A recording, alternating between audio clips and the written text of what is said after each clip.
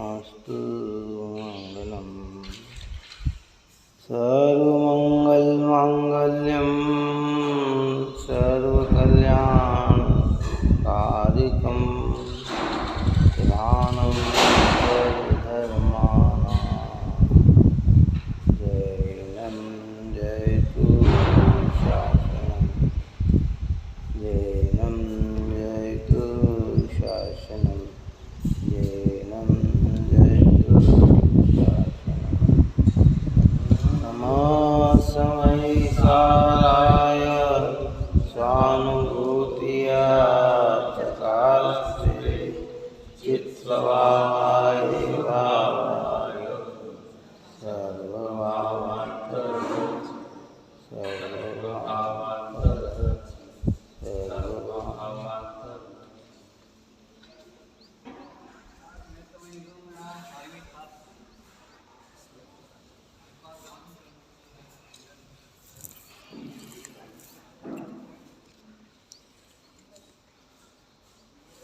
अथवा 276 पूर्ण हुई। निश्चय नहीं व्यवहार का निषेधक है, उसका निषेध स्वाभाविक भी है, इसलिए शुद्ध नहीं ही उपाधि कहा गया है। शुद्ध नहीं यानी शुद्ध नहीं की विषयभूत वस्तु वही उपाधि है जो वास्तविक वस्तु के स्वरूप को दर्शाती है। इसी बात को आचार्य अमृतचंद्र देव आगे की गाथा का सूचक और 174 नंबर का 174 नंबर का कलश कहते हैं। कहे जिनागम माहि शुद्धात्म से भिन्न जो रागादिक परिणाम कर्म बंध के हेतु वे। यहाँ प्रश्न अब एक उन रागादिक भाव का, यह आत्म या अन्य को हेतु है अब कहें। कहते हैं कही जिनागम माही शुद्धात्म से भिन्न जो रागादिक परिणाम कर्म बंध के हेतु हुए। कि जिनागम के अंदर ये बात कही है कि जो शुद्धात्मा से भिन्न है ऐसे रागादिक भाव ही कर्मबद्ध के हेतु हैं। इसको ऊपर में बनने अध्यवसान शब्द से कहा गया आचार्य ने कि अध्यवसान ही बंध के कारण है। सबर एकत्र युक्त परिणाम मिथ्यात्व सहित अध्यवसान और जितने भी भाव हैं वे सब अध्यवसान। तो कहते कहे जिनागम माही शुद्धात्म से भिन्न जो। पहले तो एक बात कही कि ये जितने भी बंध के कारण हैं वे आत्मा से भिन्न है। आत्मा में जितनी भी अशुद्धताएं आती है वो आत्मा के आश्रय से नहीं आती है।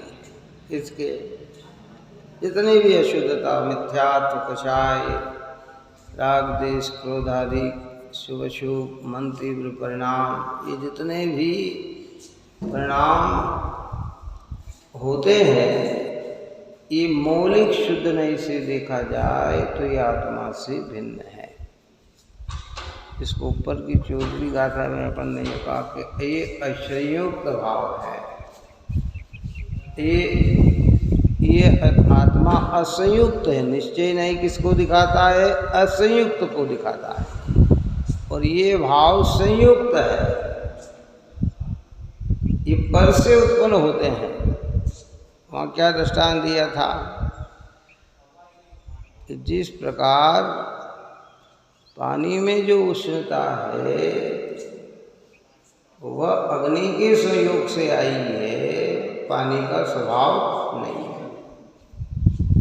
इसी के लिए ये जितने भी रागादिक भाव होते हैं ये पर के संयोग से आते हैं, आत्मा के नहीं है। जैसे अग्नि और पानी भिन्न भिन्न है। कैसे है? दिखता है पानी गर्म, पर पानी अलग है और अग्नि अलग है।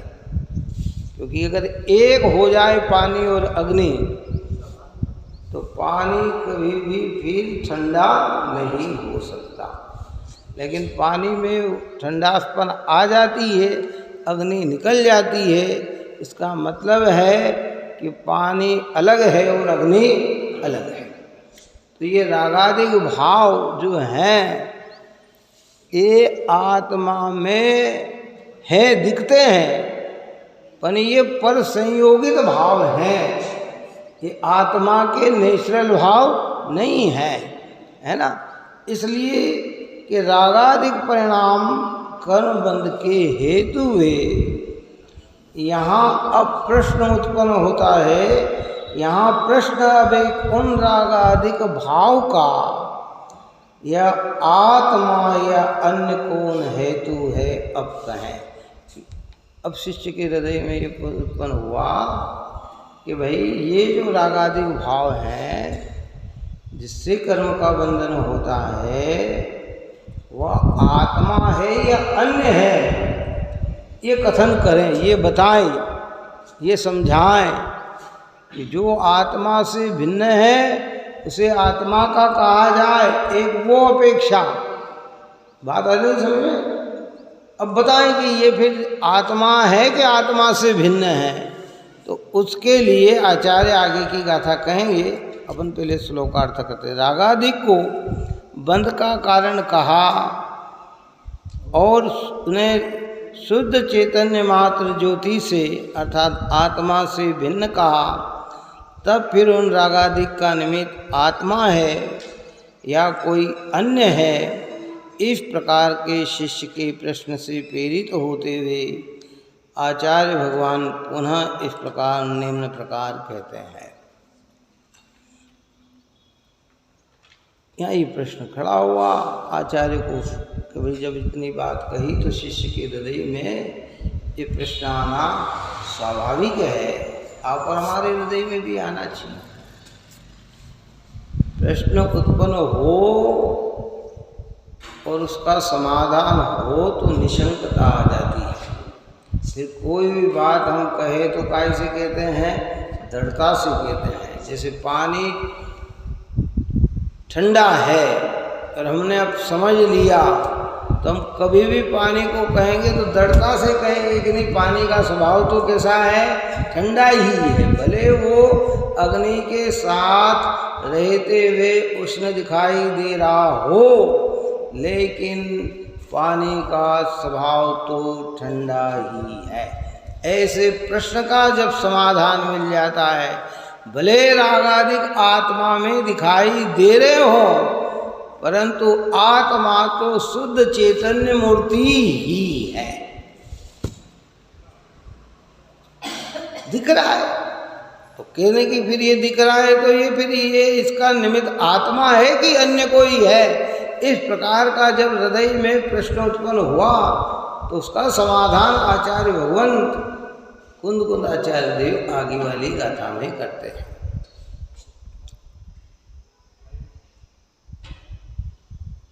वास्तव में कि भाई ये भाव अभी ऊपर की अपन ने ये सब चर्चा कर ली है कि भ्रम तो हमें इन भावों में ही पड़ गया।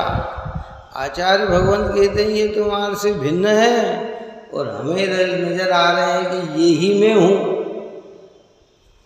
बात ही समझ में नहीं आया। जिनवाणी ने तो कहा, आगम में तो कहा कि ये भाव अन्य है, और मुझे क्या लग रहा है कि ये भाव ही तो मैं हूँ। श्रद्धा नहीं करा, विश्वास नहीं करा, कोई ते भाव अन्य नहीं दिखे। हाँ, आत्मा को आत्मपने से श्रद्धा नहीं किया, शुद्धपने से श्रद्धा नहीं किया, स्वाभाविक रूप से स्वीकार नहीं किया, तो ये अपने को दिख रहे। जिसको अपन ने ऊपर में कहा था कि देखो आत्मा के अंदर अनंत गुणों में एक श्रद्धा नाम का गुण है और उस गुण में निरंतर पर्याय चलती है मान्यता की। या तो वो अपने शुद्ध स्वभाव को अपना माने और शुद्ध स्वभाव को अपना न माने तो अन्य को अपना माने। अब उस अन्य में क्या क्या आ जाते हैं कि ढेरों चीज आ जाती है। कितनी चीज आ जाती है? राग देश से तो प्रारंभ होती है, फिर स्थूलता में जितना जितना विचार करो, 8 कर्म में, शरीर इंद्रिय मन वाणी में, हाथ पैर में, फिर इससे बाहर चलो तो धन रुपया पैसा मकान दुकान खेत खलियान बाग बगीचे वस्त्र आभूषण नगर गांव मोहल्ला शहर देश 3 लोक, ये सब में नजर आएगा। एक में नहीं जुड़ेगा तो इतने में अपनापन जुड़ेगा और किसी न किसी को तो मानेगा, क्योंकि वो श्रद्धा गुण की पर्याय में निरंतर कार्य होता है। इसलिए या तो निरंतर आत्मा को आत्मपने से मान लो, नहीं तो अनात्मा को तो अपना मानना ही है। क्या कहा? अगर हमने आत्मा को आत्मा नहीं माना तो अनात्मा को तो मानना है। किधर पर घर फिरत बहुत दिन बीते काल अनंत गंवाए बिताए। क्यों? कि अपना घर नहीं समझ में आया तो भ्रमेगा कहाँ कि अन्य, और अन्य जगह में जहाँ जहाँ अपनापन ढूंढेगा इसे धोखा ही खाना पड़ेगा। और अब है आत्मा को मानने शरीर को मानना, बस यही है ना। इसी भ्रांति को तो निकाला है यहाँ। एक के आश्रय अनेक, इसलिए ऊपर की गाथा में जीवाजीव अधिकार की गाथा में तो अपन ने भेद ज्ञान की प्रमुखता से 29 बोलों की चर्चा कर दी कि वर्ण नहीं, गंध नहीं, स्पर्श आदि नहीं है। ये सब शरीर सहनन संस्थान अध्यात्म स्थान जीव स्थान लब्धि स्थान मार्गणा स्थान गुण स्थान है। ये जितने भी मन तीव्रता के भाव हैं ये सब मैं नहीं और ये सब मेरे नहीं। मेरा तो ये ज्ञायक और ज्ञायक है। उस ज्ञायक में अपनापन आए तो मिथ्यात्व का अध्युसान निकल जाए है। अब शिष्य प्रश्न कर रहा है कि जब ये आत्मा से भिन्न है, ये सारे भाव आत्मा नहीं है, तो इनकी उत्पत्ति का निमित्त आत्मा है कि और कोई है? क्या कहा प्रश्न है? ये आत्मा है तब फिर उन रागादि का निमित्त आत्मा है या कोई अन्य? इस प्रकार के शिष्य के प्रश्न से प्रेरित होते हुए आचार्य भगवान पुनः इस प्रकार निम्न प्रकार से कहते हैं। ग्रंथादि राज में एक जीव को एक शुद्धात्म तत्व में विश्वास जमाने के लिए शब्द बदल बदल कर आचार्य ने वापस बात वही कही है जिससे इसका मिथ्यात्व टूट जाए, है ना। एक भ्रमपना टूट जाए, पर्याय की विपरीतता छूट जाए, विकारों की विपरीतता छूट जाए, संयोगों की विपरीतता छूट जाए। एक चैतन्य और चैतन्य, विकार अपनी जगह है, संयोग अपनी जगह है, पर्याय अपनी जगह है, पर मैं तो इससे भिन्न हूँ। देखिए गाथा उपरोक्त प्रश्न के उत्तर रूप में आचार्य कहते हैं, गाथा नंबर 278 दृष्टांत के द्वारा आचार्य समझाते हैं। जो फटिक मणि है शुद्ध आपन रत रूप जो परिणम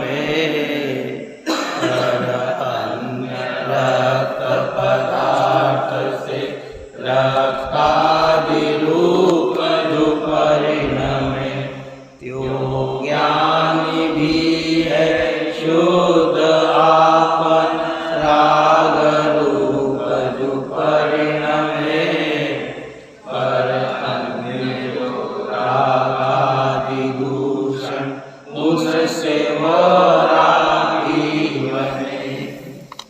ये दो गाथाओं में आचार्य भगवंत कहते हैं कि जो फटिक मणि है शुद्ध आप रूप, आपन रक्त रूप जो परिणमे, जो स्पष्टिक मणि है स्वच्छ एकाकार निर्मल है ना, वो स्वयं अपने आप रक्ताधिक अन्य रंग रूप परिणमित नहीं होती है, अपने आप नहीं परिणमित होती है, पर अन्य रक्त पदार्थ से रक्तादि रूप जो परिणमे, पर अन्य पदार्थ से। स्पष्टमणि तो कैसी है? स्वच्छ है, शुद्ध है ना, पर वो अन्य रक्ताधिक पदार्थ की निकटता से वह भी कैसी दिखने लग जाती है? लाल रूप दिखने लग जाती है। हरा ताव हो तो हरी दिखने लग जाती है, पीला ताव हो तो पीली दिखने लग जाती है ना। अब बहुत सरल बात कह दी है, स्पष्टिक मणि कैसी? स्वच्छ।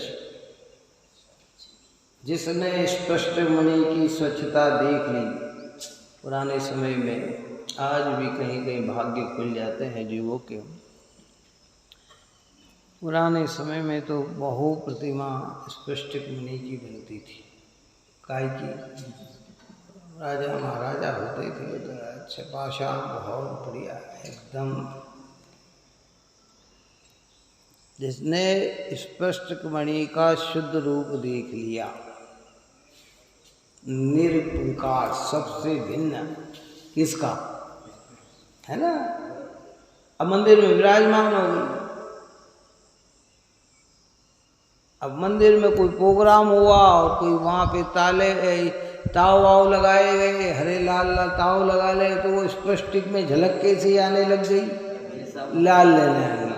अब नया व्यक्ति आके देखता है तो उसे क्या दिखता है कि ये लाल है, और जिसने देख रखा उसको कैसा नजर आता है?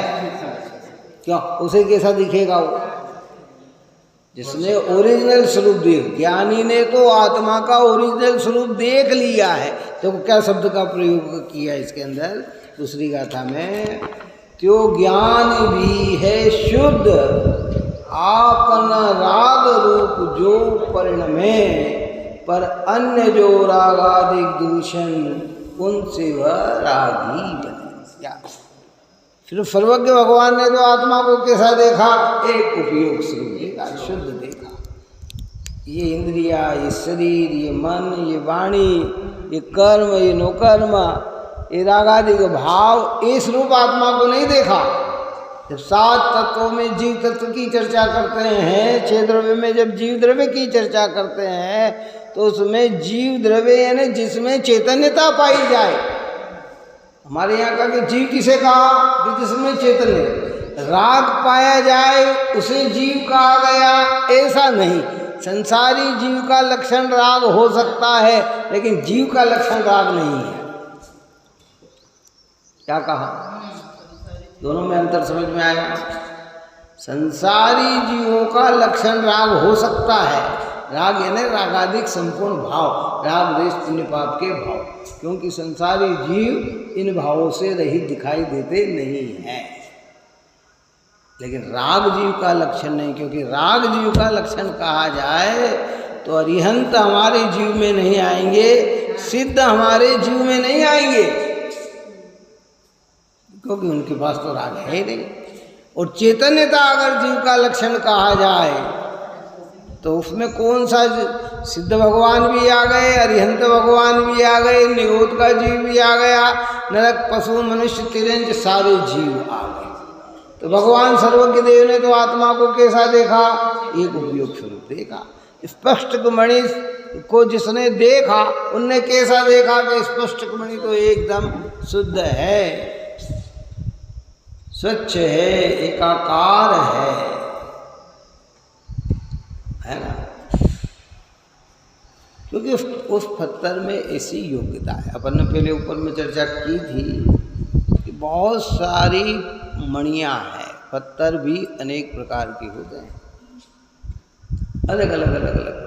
और ये प्रैक्टिकल में आप और हमको दिखते हैं। दुनिया मकान में टाइल्स पत्थर लगाने वाले कोई अलग पत्थर मकान, पहले कोई लाल पत्थर, कोई ये पत्थर, कोई पहाड़ के पत्थर, कोई फिर मार्बल अलग प्रकार के होते हैं। ये तो ये नाइजीरिया का मार्बल है, वियतनाम का मार्बल है, यहाँ का मार्बल है, यहाँ का मार्बल, और सबकी अलग अलग व्यवस्था है। एक मार्बल 50 रुपये फीट में मिल सकता है और एक मार्बल 5000 रुपये फीट का भी हो सकता है, इतना हो सकता है तो वो क्या है। इसलिए मणि में और कहे तो सूर्यकांत मणि, चंद्रकांत मणि, वैडूढ़ मणि, नील मणि, पारस मणि है, ये सब मणि है। मणि है ना, अगर स्वभाव की चर्चा करें तो पत्थर गाय की, दूसरे शब्दों में अगर पत्थर शब्द कठोर लगे तो जड़ क्या है, इस जितने भी मणि है सब जड़ है ना। तो जिसने शुद्ध उसका सुनावद कल्पन देख क्या है ना, स्पष्ट मणि की मूर्ति दीवान स्वच्छ, उसका स्वभाव है, क्या करे उसका, तो वो उसके अंदर से कहीं लाल पीला काला नीला हरा दिखने वाला नहीं है। अब उसमें लाल पीला हरा काला जो भी दिखेगा वो पर से दिखेगा, उसके स्वभाव में नहीं है। क्या देखो जो कथार्थ हम कहते हैं, जैसे स्पष्ट मणि शुद्ध होने से रागादिक रूप से ललाई आदि रूप से अपने आप परिणमता नहीं है, परंतु अन्य रक्तादिक द्रव्य से वह रक्त लाल आदि किया जाता है। इसी प्रकार ज्ञानी अर्थात आत्मा शुद्ध होने से रागादिक रूप अपने आप परिणमता नहीं है, परंतु अन्य रागादिक दोष से वह रागी आदि किया जाता है, रागी आदि किया जाता है। अनादिकाल से यही चल रहा है। देखो जितना समझाए उतना ही समझना। राग हमारा स्वभाव नहीं है, स्वभाव में से राग आता नहीं है, तो इसकी उत्पत्ति का कारण अगर कोई है तो वो परद्रव्य है। अब एक परद्रव्य सूक्ष्म होता है और एक परद्रव्य स्थूल होता है। जो बाहर के परद्रव्य हैं ये स्थूल है, और जो 8 कर्म की रचना में मोहिनी नाम का जो कर्म है वो सूक्ष्म है, वो सूक्ष्म है, दिखाई देता है। अरे स्वभाव को देख के गुस्सा आया मुझे, तो आरोप किस पे आएगा, स्थूलता पे। परंतु अगर चारित्र मोहिनी में क्रोध कषाय की उदयता न आए तो सामने का प्रसंग भी क्रोध करने में समर्थवान नहीं है। इसलिए टोडरमल जी साहब की भाषा में कहें तो कहते हैं कि बाह्य निमित्त बलवान नहीं होते हैं, अंतरंग निमित्त बलवान होता है। बाहर में प्रसंग अच्छे हैं और भीतर में क्रोध का उदय है तो भाव खोटे होते जाते। बस भूल इतनी हमें नहीं करना कि कर्म के निमित्त की अपेक्षा से आत्मा में कर्म को क्रोधादि का कर्ता कहा, रागादि का कर्ता कहा, पर उसका अर्थ ये भी नहीं निकालना कि कर्म का जब जब उदय आए जीव को राग रूप परिणमना ही पड़ता हो, ऐसा अर्थ भी नहीं निकालना है ना। क्यों? कि कर्म के उदय में अगर रागादिक होते ही रहे तो एक जीव भी आज तक सिद्ध नहीं होता, एक जीव भी आज तक भगवान नहीं बनता, क्योंकि कर्म का उदय तो है। तो गुरुदेव श्री जी ने उस विषय में कहा कि जब कर्म का उदय आता है, जीव अपने को भूल कर उसमें जुड़ान करता है तो क्या होता है, रागादिक होते हैं। तो रागादिक दिखते आत्मा में है, लेकिन उसका अवलंबन कौन बना कि पर बना, है ना। अब स्पष्ट बणी अगर लाल ताव से लाल दिखती हो, इसमें आ रहा दृष्टांत दे रहे हैं कि सब ताव के कारण लाल दिखी, तो लाल होने की योग्यता किसमें थी, स्फटिक में ही थी ना। अगर लाल ताव के लगने से ही लाल दिखे तो लकड़ी के पीछे लाल ताव लगा दिया जाए, फिर वहाँ क्या होगा कि वहाँ भी लाल दिखना चाहिए। तो उसमें योग्यता और उसका निमित्त किसका, परिणमने की योग्यता रागादिक रूप किसकी है कि जीव की है। तो वो कर्म क्या है, निमित्त है, परंतु वो रागादिक रूप जीव परिणमता हुआ भी वह रागादिक जीव का स्वभाव नहीं है। बस इतनी बात समझ रहे, ये भेद ज्ञान है।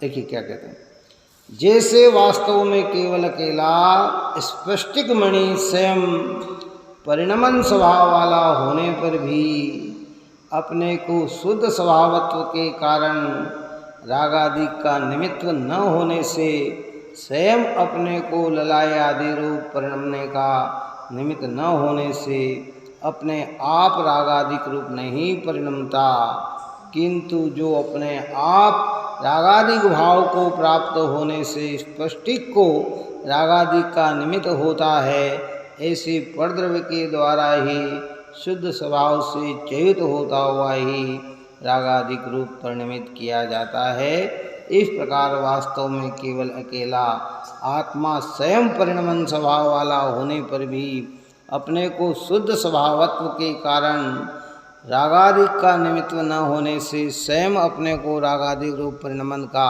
निमित्त न होने से अपने आप ही रागादिक रूप नहीं परिणमता, परंतु जो अपने आप रागादिक भाव को प्राप्त होने से आत्मा को रागादिक का निमित्त होता है, ऐसे परद्रव्य के द्वारा ही शुद्ध स्वभाव से चेत होता हुआ रागादिक रूप परिणमित किया जाता है। ऐसा वस्तु का स्वभाव है, स्वभाव है। स्वभाव में तर्क नहीं लगता, स्वभाव में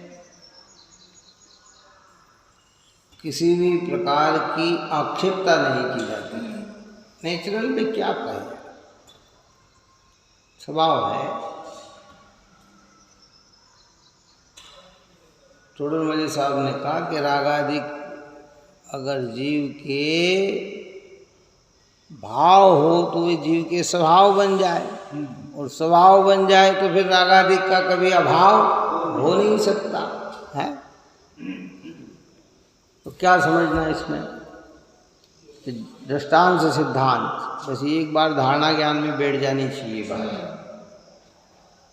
ये रागादिक जो आत्मा की परिणति में दिखाई दे रहा है, ये रागादिक का निमित्त कौन है, आत्मा है या, तो कहते आत्मा नहीं है, इसका निमित्त कौन है कि परद्रव्य है। स्पष्टिक में जो लालपन, क्योंकि स्पष्टिक स्वभाव से परिणमन स्वभाव है ना स्पष्टिक का, शुद्ध एका जैसा आएगा वो उसके आगे पीछे जैसा लगाओ वैसा होगा, उसका स्वभाव है। ये स्पष्टिक का स्वभाव है। पत्थर में अनेक प्रकार पत्थर, जैसे हमारे यहाँ लाल पत्थर है ना। अभी लाल पत्थर के पीछे अगर आपने सफ़ेद लगा दिया तो लाल पत्थर सफ़ेद नहीं दिखेगा है, ये उसका स्वभाव नहीं है। लेकिन स्पष्टिक का स्वभाव है, किसका, स्पष्टिक का स्वभाव है कि अगर सफ़ेद स्पष्टिक है और काला लगा दिया तो वो कैसी दिखने लग जाएगी? काली दिखने लग जाएगी, क्योंकि ये उसके परिणमन करने की उसमें शक्ति है ना। परिणमता अपने से है, पर अपने से अपने रूप परिणमे तो वो स्वच्छ शुद्ध ही परिणमेगा। लेकिन जब परद्रव्य के निमित्त से परिणमेगा तो अशुद्ध रक्त आदि कलर रूप परिणमेगा। तो कहा कि ये कलर किसका है? कि भाई ये स्पष्टिक का कलर नहीं, ये कलर तो किसका है? ये ताव का कलर है, पीछे वस्तु है।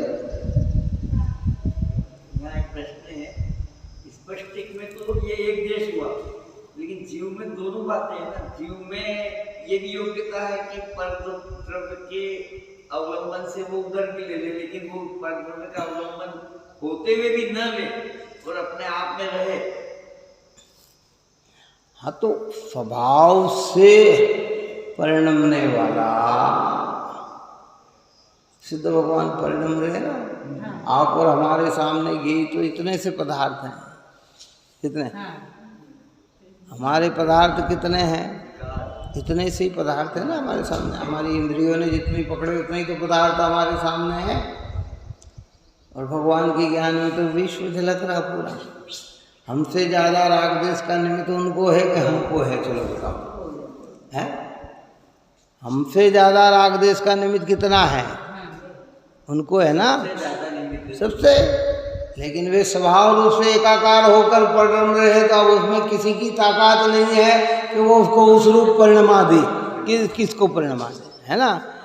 लेकिन तो स्वभाव तो ऐसा ही हमारा भी है, लेकिन हमारी पर्याय में योग्यता रागादिक की है।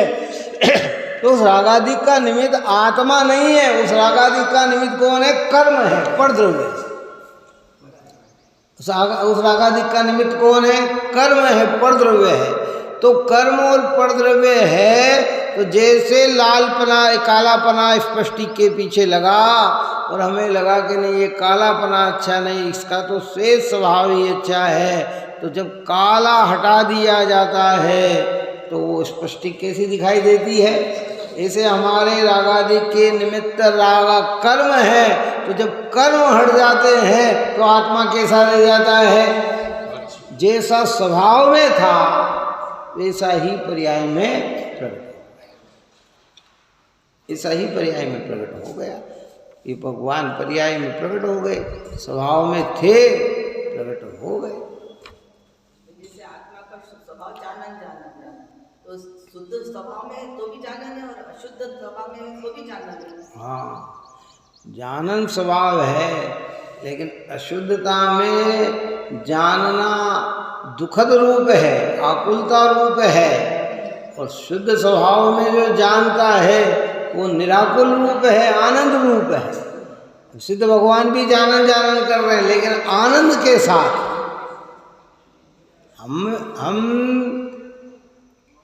अभी हम जैसे मंदिर गए, देखने गए, कोई चीज़ पसंद आ गई तो लाने का भाव, कोई चीज़ पसंद नहीं आई तो हटाने का भाव। क्यों? ये दो विकल्प खड़े हुए हैं ना सामने, है। ऐसे जगत में बाजार में गए, कोई चीज़ पसंद आ गई तो लेने का भाव, ना पसंद आई तो हटाने का। अरे क्या दुकान खोली इसने ऐसी कैसी? तेरे को पसंद नहीं आई तो तेरे क्या दुकान खोल ली? मतलब कहने का है। लेकिन जब स्वभाव प्रकट हो जाता, खाली जानना है, तो ना उसमें हटाने का भाव है न जुटाने का भाव है, वहाँ तो आनंद है। इसलिए तो सर्वज्ञ का को भगवान को कहा कि सर्वज्ञ परमात्मा आप कृत्य हो गए हैं, अब आपको कोई भी करना धरना बाकी नहीं है। इसलिए आप पूरे विश्व को तो जानते हैं, लेकिन रखने का, हटाने का, जुटाने का विकल्प आपके अंदर नहीं।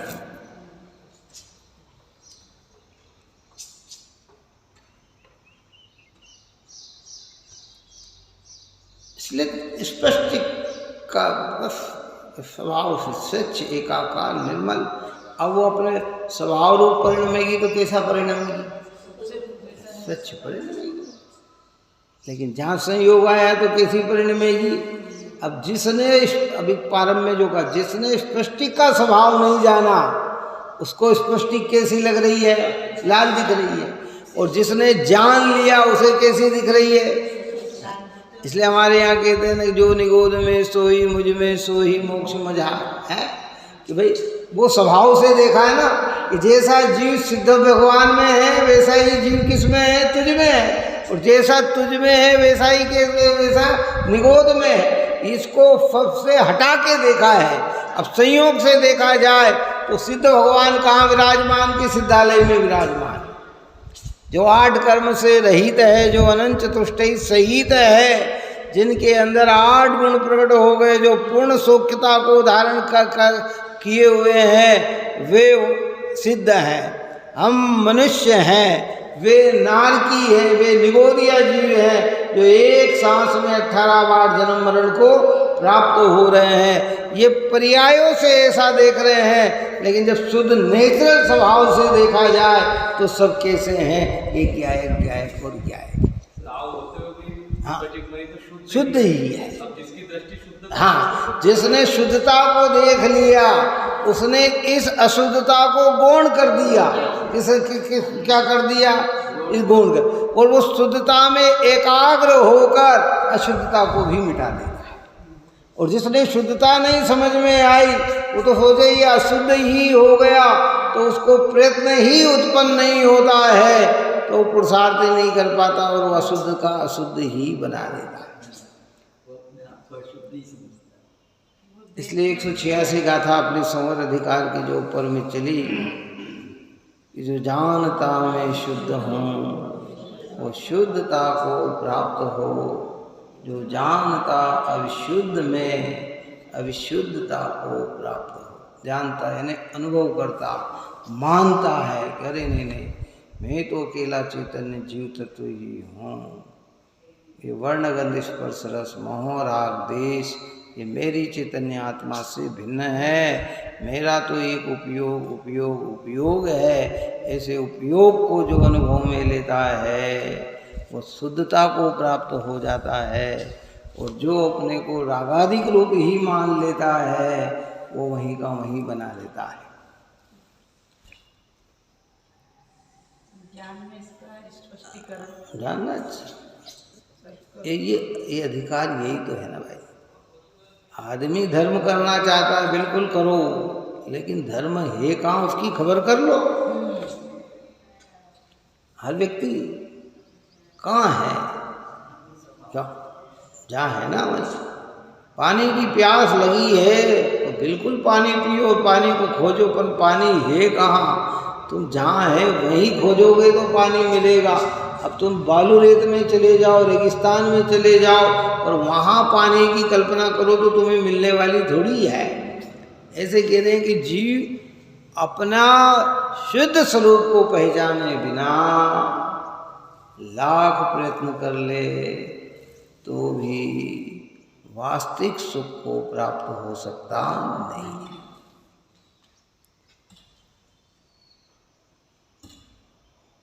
निर्णयात्मक दृष्टि है, बस देखने की कला सीख गए। अब आप जनवाणी माता ने कला सिखा दी। दिखेगा संयोग और देखेगा स्वभाव है। हमारे आचार्य कहते थे सामायिक मतलब क्या है। हम कहते सामायिक करो।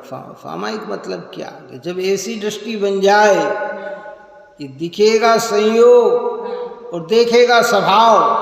सर्व जीव है ज्ञानमयी, ऐसा जो संभाव सो सामायिक जानिए भासे जिनवर राव। योगसार में कहा कि सारे जगत के जीव कैसे ज्ञानमय। अंदर स्वभाव से देखेंगे तो कैसे। अब जब ऐसा संभाव परिणति में प्रकट हो जाए, कोई अपना नहीं दिखे, कोई पराया नहीं दिखे, कोई रागी नहीं दिखे, कोई देसी नहीं दिखे, तो क्या होगा। संभाव आ गए। और संभाव का दूसरा नाम ही क्या, सामायिक। फिर आगे भेद करके और कहा उन्होंने थोड़ी सी और बात कह के आगे समझाई कि हे भव्य आत्मा, हे ज्ञायक आत्मा, तो इस दृष्टि से विचार कर कि को मित्रता किसके करे और किसके साथ कलेश, यहाँ वहाँ जहाँ तहाँ शुद्ध बुद्ध ज्ञानेश। हे भव्य आत्मा, तो किसके साथ मित्रता का व्यवहार करे और किसके साथ क्लेश करता है, द्वेष करता है, कोई किसको नापसंद कहता है और किसको पसंद कहता है। क्योंकि जितना भी जहाँ वहाँ जहाँ भी देखते हैं कि सब शुद्ध बुद्ध ज्ञानेश है। जो शुद्ध है, बुद्ध यानी परिपूर्ण है और ज्ञान के धनी है।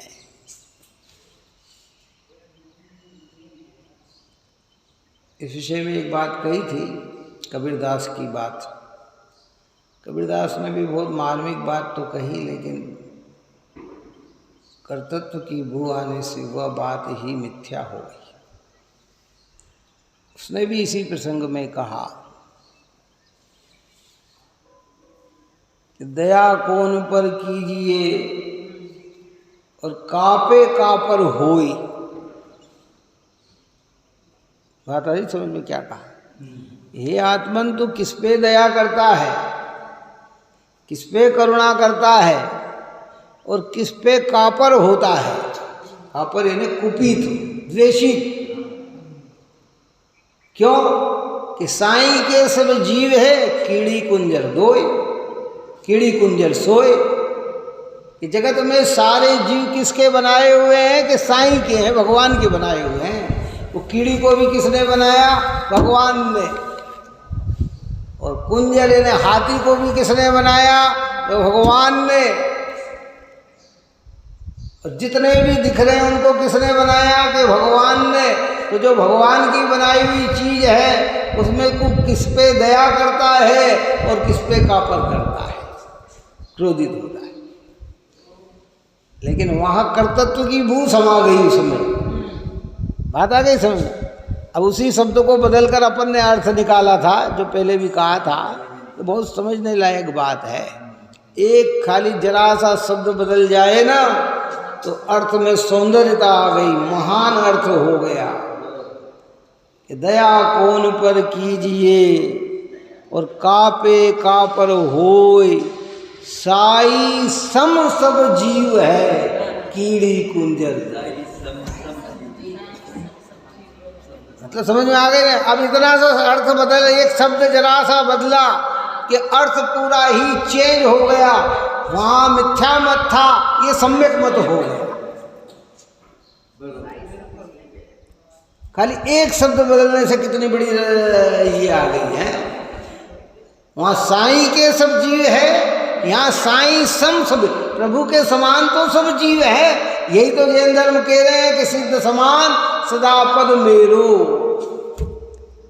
जो निगोद में सोई मुझ में सोही मोक्ष मझार, हमको कछु भय नारे जान लियो संसार है।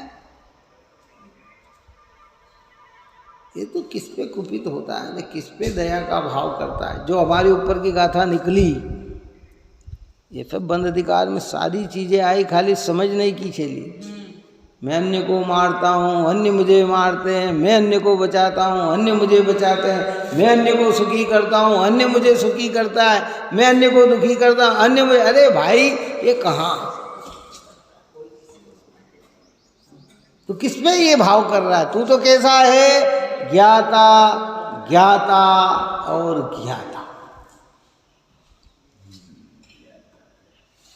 ये रेला सब तो बोले कि इनको कड़ी कार्रवाई करें, वो तो उनकी आयु आ गई। इस सिद्धांत तो ये देखो, वो निमित्त की चर्चा है, अपनी जगह है, वो अपनी जगह है। व्यवहार में जो से प्रसंग बनते हैं, लेकिन वास्तविकता तो यही थी।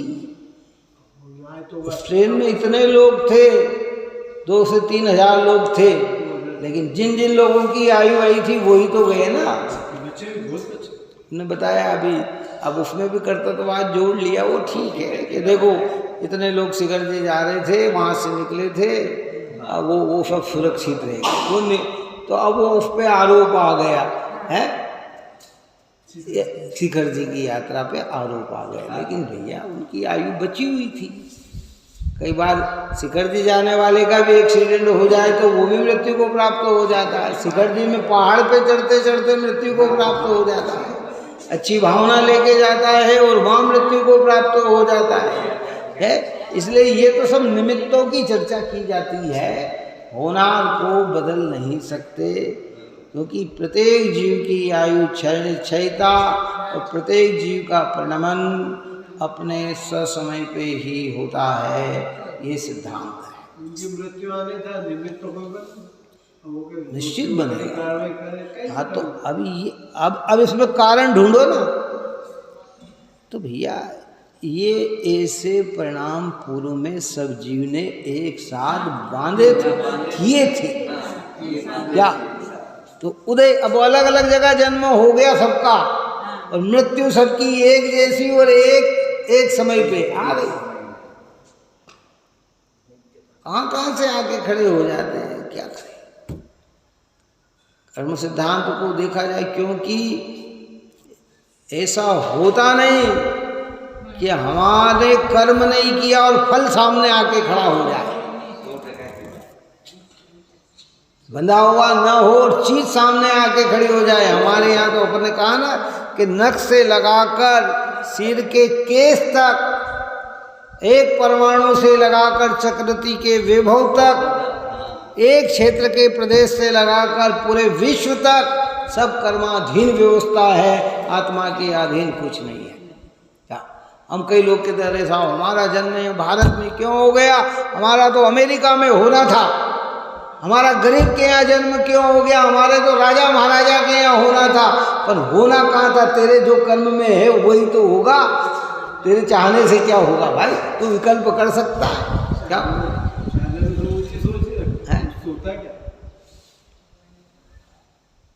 जिन बच्चों को धर्म के संस्कार नहीं है ना, जब उनसे कहते कि ऐसा करना, मंदिर जाना, दर्शन करना, रात में नहीं खाना, अरे हमारा जन्म कहाँ हो गया इस कुल में, वो इस प्रकार का खेद व्यक्त करते हैं।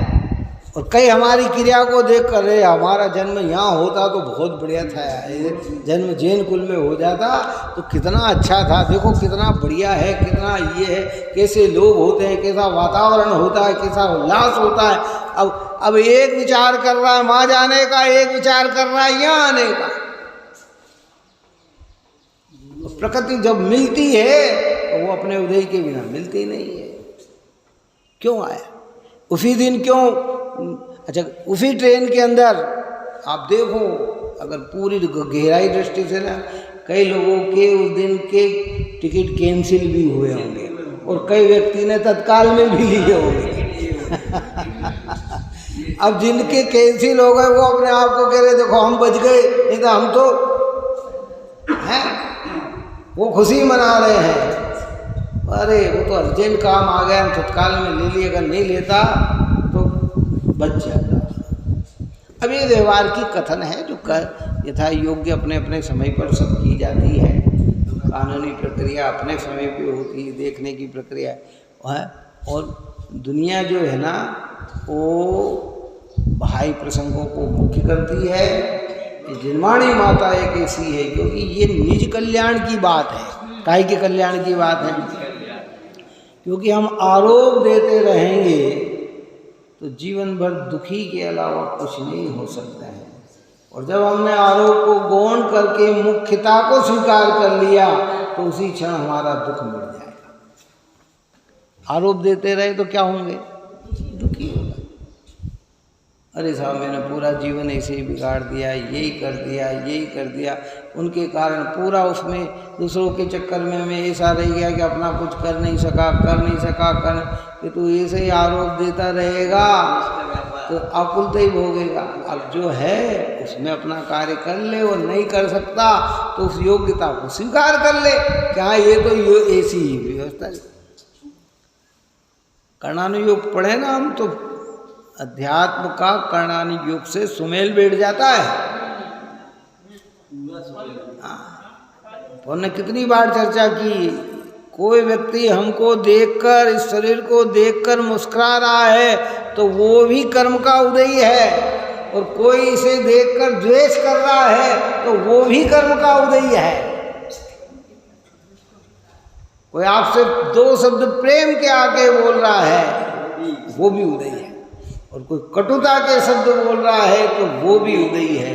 जब इस उदय अवस्था को जानकर ज्ञानी उसमें जुड़ते नहीं है, अज्ञानी उसी को यथेष्ट मानकर उसमें रमते हैं, तो पुनः कर्म का बंधन कर लेते हैं, जिसको अध्यवसान के नाम से कहा गया। ठीक है, दृष्टि में निर्मलता हो और भाव में भी निर्मलता आ जाए, सोने में सुहागा, बोलना ही ना पड़े तो सोने में सुहागा कितना, और बोले भी तो निमित्त का ज्ञान करके, दृष्टि में श्रद्धान स्वच्छता का ख्याल करके, ठीक है। वस्तु व्यवस्था इतनी सुंदर है, घबराना नहीं।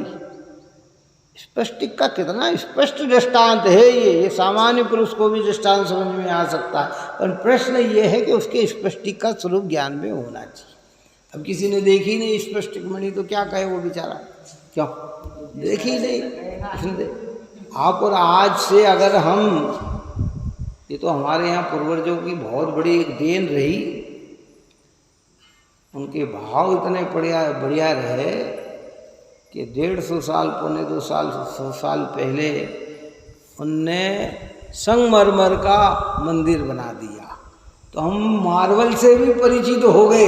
नहीं तो यहाँ था का बड़े घर में, बताओ कौन सा मार्बल का, किसके घर में मार्बल लगा था, तो परिचित नहीं था। कौन जाने कि मार्बल क्या चीज़ है और क्या नहीं चीज़ है। जब 150 साल उधर लोगों ने देखा होगा, कहीं देख के आए इंदौर का कोई महल देखा होगा या बाहर का, तो क्या हाँ ऐसा इस प्रकार ये बनना चाहिए, तो आज इतना भव्य मंदिर हमारा वहाँ का बना हुआ, तो कहने का तो ये चीज़ समझ में आई है। अब स्पष्ट मणि देखी नहीं, स्वभाव ही हमें पता नहीं है, तो क्या। अब आत्मा को हमने समझा ही नहीं, स्वभाव ही पता नहीं है, तो हमें क्या, जो स्वाध्याय नहीं करने आते उन्हें क्या पता कि आत्मा शरीर से अलग है। वो तो आत्मा को शरीर के, तुम्हारा रूप कैसा, अभी हम, अरे साहब मैं तो सांवला हूँ, मैं तो गोरा हूँ, मैं तो काला हूँ, क्यों तुम्हारे क्या, अरे मैं तो मोटा हूँ, मैं तो पतला हूँ, क्योंकि हमने इसी को देखा है तो इसी की तो बात करेंगे। और जब एक बार जिनवाणी के निकट आकर हमने ज्ञान से आत्मा की पहचान कर ली, और ज्ञान जिन्हें प्राप्त हुआ, ऐसे सिद्ध भगवान को देख लिया, अरिहंत भगवान को देख लिया, तो अब जब आत्मा की बात चलेगी तो ये नजर नहीं आएगा, वो ज्ञान ही नजर आएगा। बोलो क्या नजर आएगा? आत्मा यानी कैसा ज्ञान आत्मा, इसको ऊपर की 62वें कलश में अपन ने कहा, आत्मा ज्ञानम स्वयं ज्ञानम ज्ञाना नित्य करोति किम पर भावश्य करता आत्मा मोहयम व्यवहारी। ये मोहियों का मोह है, ये व्यवहार है, ये ज्ञान है, ये प्रभाव का करता है। आत्मा तो ज्ञानमयी है और स्वयं ज्ञान का ही करता है, अन्य किसी का करता नहीं।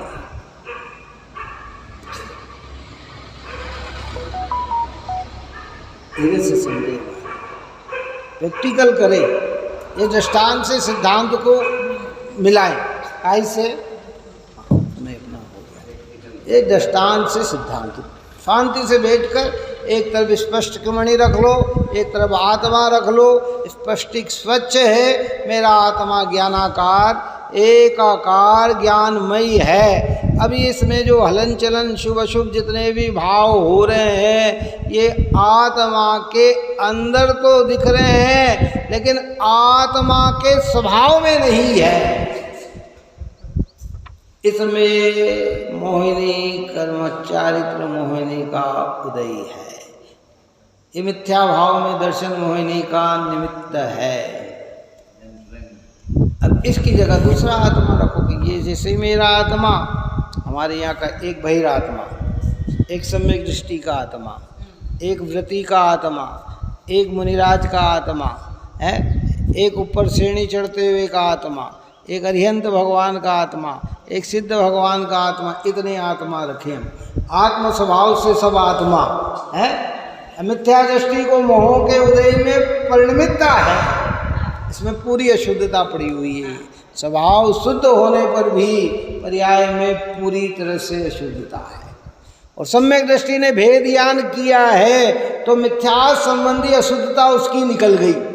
व्रती ने और आगे बढ़ा है तो 2 कसाई संबंधी अशुद्धता निकल गई।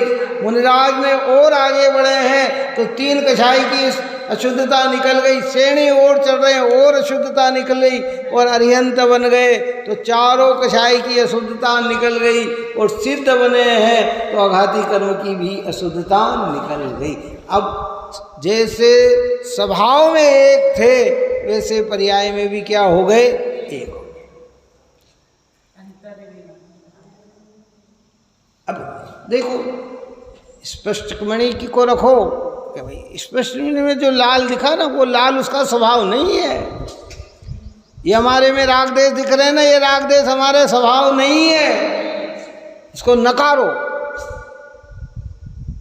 और इसके लिए आचार्य ने इतनी मेहनत की, और गुरुदेव श्री का जो मर्म है वो ये है कि जब राग तेरा स्वभाव नहीं है तो तू राग से आत्मा का भला होगा ऐसा कैसे सोच सकता है? राग मेरे लिए सुखदायक होंगे ऐसा कैसे सोच सकता है? जो विकार है वो तेरा आत्मा को पुष्ट कर देगा ऐसा कैसे सोच सकता है? तो फिर कहाँ? और जब ऐसे पंचब्रह्मष्टि के निकट में आते हैं, चर्च परिणति में राग दिखता है लेकिन दृष्टि में क्या दिख रहा है, स्वभाव दिखता है, तो स्वभाव में पुरुषार्थ करने पर सहज रूप से कार्य की सिद्धि होती है। इस प्रकार की चर्चाएं की, टीका और आगे अपन चर्चा करेंगे। गहराई से इस बात को समझें। पापाचार में प्रवर्तने की जिनवाणी कहीं भी हमें प्रेरणा नहीं देती है। तत्व न समझ में आए तो प्रश्न करना, समझ में आ जाए तो सोने में सुहागा, और न समझ में आए तो जो सदाचार का जीवन आप और हम जी रहे हैं, जो पापाचार से जितने दूर रहेंगे वो सब हमारी परिणति में होना चाहिए। इस प्रकार की प्रक्रिया यहाँ है।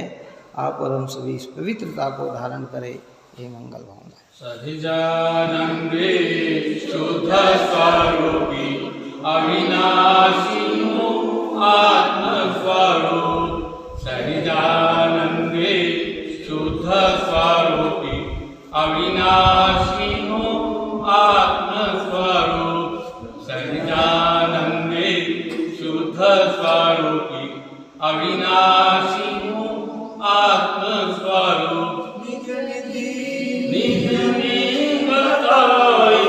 यह अनंत उपकार है, उसके लिए इन वाणी माँ को वंदना शतबार है, वंदना शतबार।